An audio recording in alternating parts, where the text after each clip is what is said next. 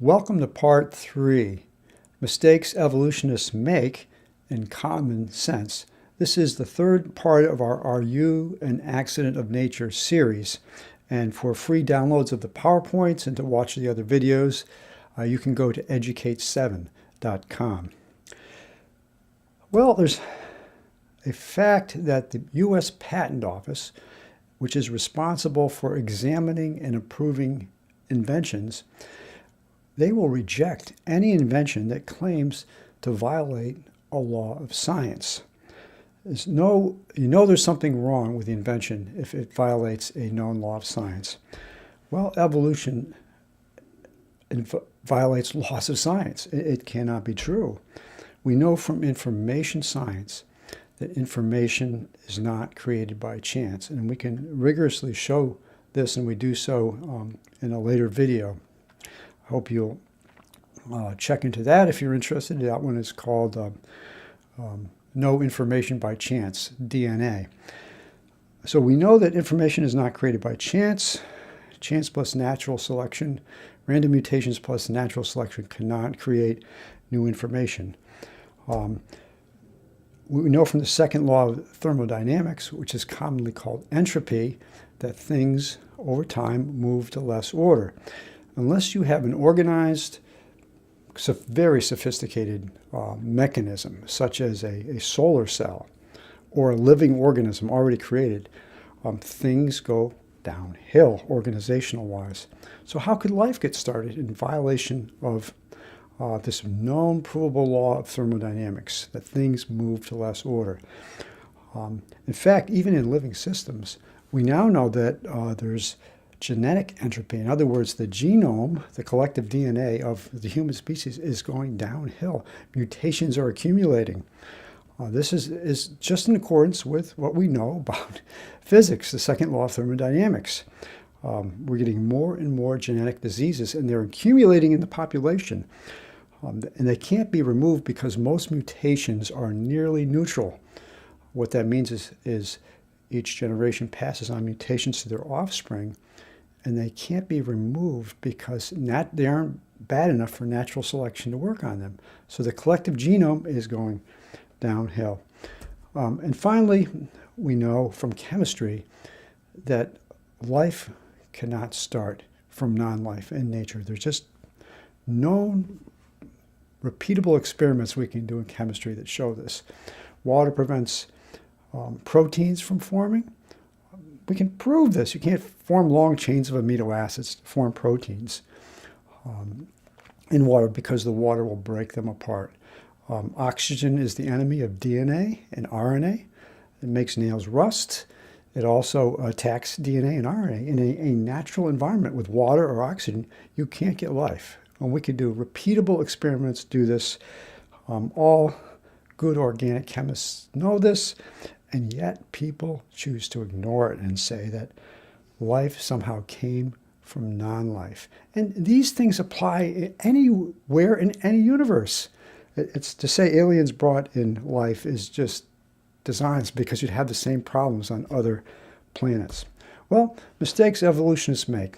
Well, they believe explanations that violate proven laws of science. They ignore the obvious. Common sense. Like, how did a caterpillar change into a butterfly? That couldn't happen by small, gradual steps, as evolution supposes. Let's just take a look at that for a minute. The monarch butterfly starts out as this caterpillar. It looks something like this. How does the caterpillar change into a butterfly? By small, gradual steps?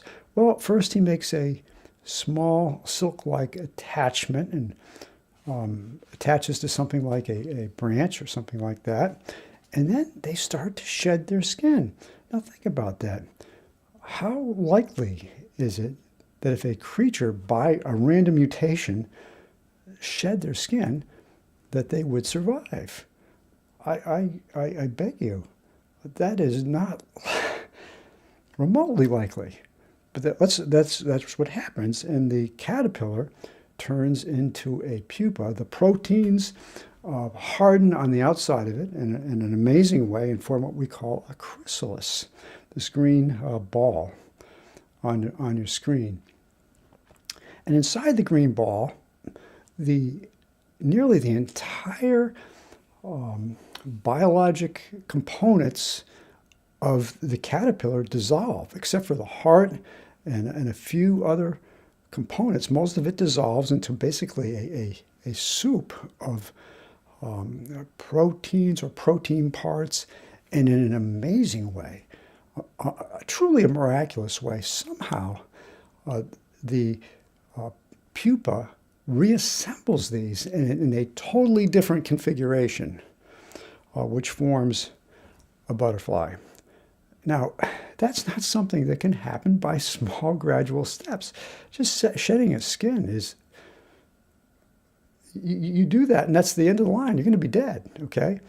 But then forming a protective pupa, a protective chrysalis coating, that's wildly impossible. That this is going to happen by chance. And then inside the organism, you're going to believe that these changes take place that somehow transform the caterpillar's internals into something that can fly. It's a completely different structure, and this happened by small, gradual changes. That's common sense.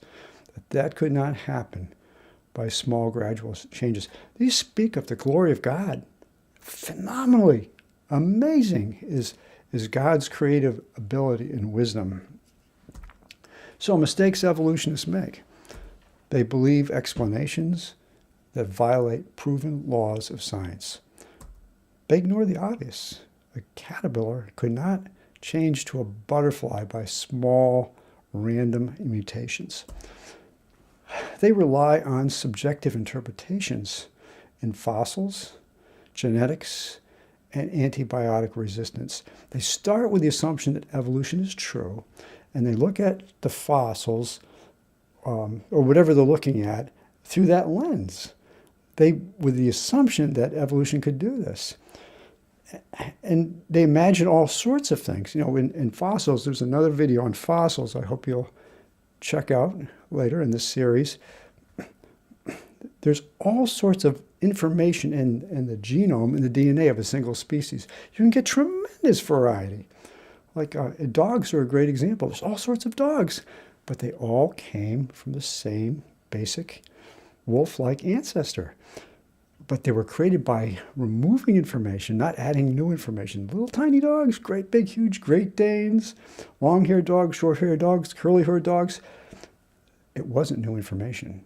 It was removal of information that wasn't wanted so that the features desired would remain.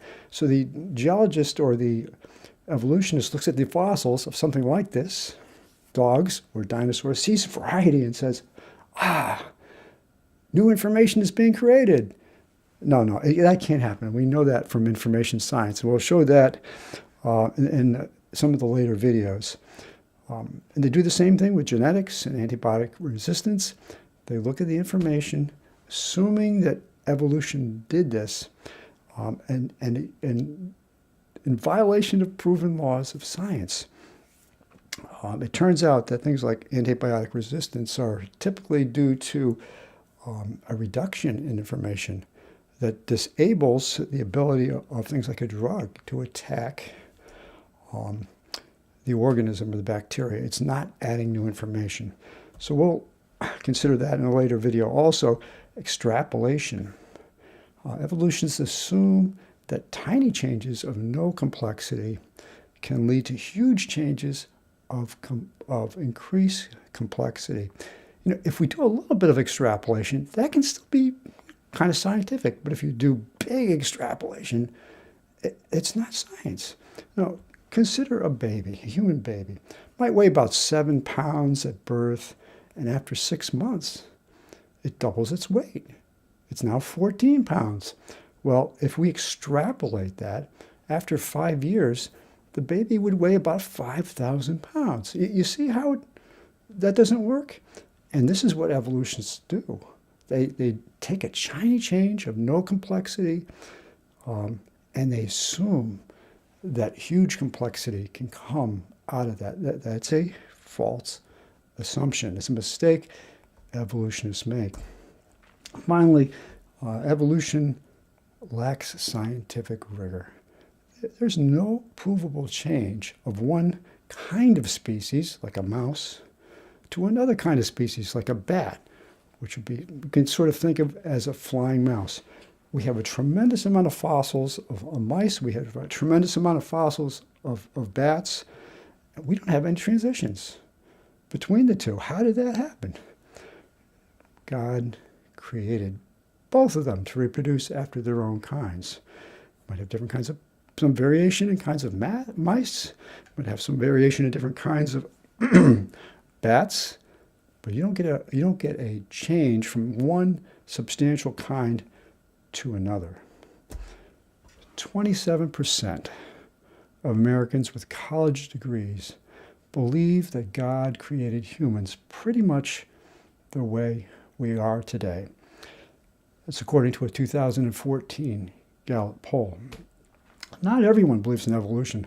Very highly educated, careful people who are rigorous with their science, who insist on showing me the data, don't believe in evolution. It's just not true. It's not, common sense defeats it. Well, science isn't based on majority opinion. The majority is often wrong. If you're interested in getting a free PowerPoint that I've used to create this video, you can go to educate7.com or how7.org, and you can use it to give your own presentations. I give them away free, and I encourage you, download them, use them, educate your own university, your friends, your school, your church. Please make use of them. And you can look for our You an Accident of Nature series. You may also be able to find those on YouTube. Thanks for joining us, and I hope you'll check out Part 4. This is perhaps one of the most helpful technical presentations, No Information by Chance, DNA, where I show you how DNA codes for proteins and how impossible that is mathematically that could happen by chance. Thanks for watching.